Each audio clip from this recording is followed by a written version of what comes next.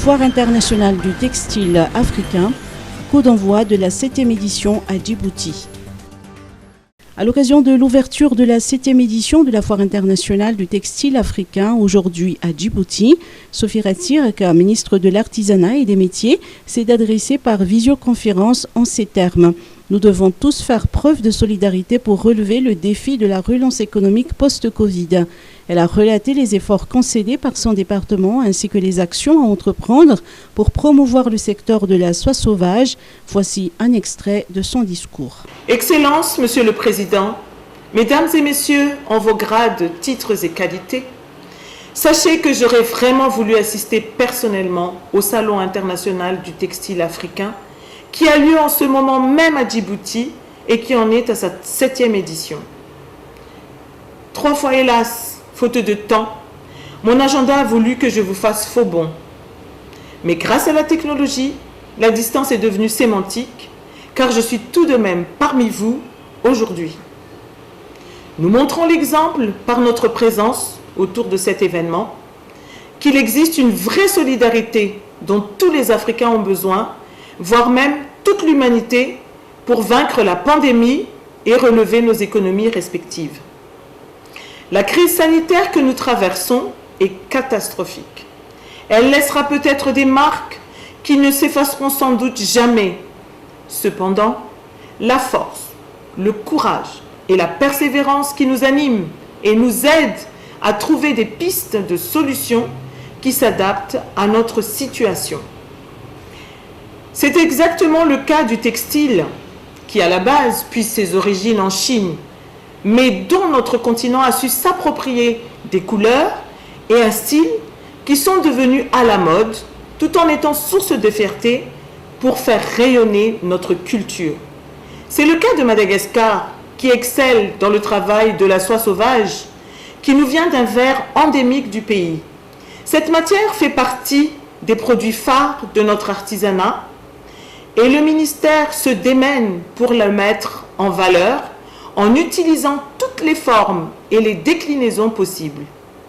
En effet, la soie sauvage peut servir de linceul, tout comme elle peut aussi être transformée en écharpe, en sac à main, en chaussures ou en vêtements.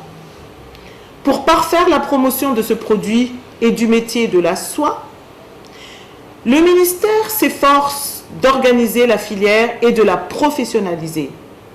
D'où les formations avec renforcement de capacité, ainsi que des accompagnements techniques avec des dotations de matériel.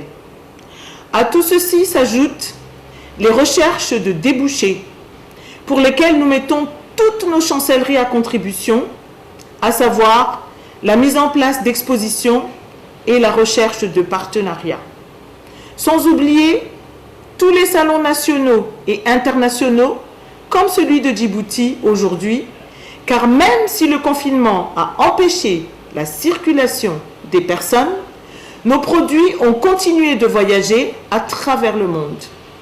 De plus, nous n'avons pas de véritable contrainte à exporter nos produits avec le grand continent. Mais nous avons un réel besoin de visibilité par rapport au marché du COMESA et de la SADC. Par contre, le e-commerce n'est pas encore suffisamment exploité dans le secteur artisanal à Madagascar. Mais nous avons tout de même quelques plateformes qui finiront par être des incontournables si la pandémie perdure. Mais depuis quelque temps, la production de soie sauvage est en baisse et la préservation du secteur de cette soie endémique doit passer par la protection des forêts. C'est pourquoi la politique du ministère de l'Artisanat consiste également à œuvrer et inciter le reboisement afin de sauvegarder cette filière qui est une véritable source de revenus et d'emplois décents pour les Malgaches. À cela s'ajoute l'élevage du ver à soie et tous les traitements du fil ainsi que la teinture pour aboutir au tissu proprement dit. Depuis la pandémie, notre département adapte plus que jamais sa stratégie dans l'approche genre et vers les besoins des populations locales. Et dans cette démarche, nous souhaiterions établir une coopération plus étroite avec des entrepreneurs du continent afin de favoriser les échanges, les investissements et mettre en place un transfert de compétences bénéfique pour tous. Monsieur le Président, honorable assistance, je vous remercie de votre aimable attention.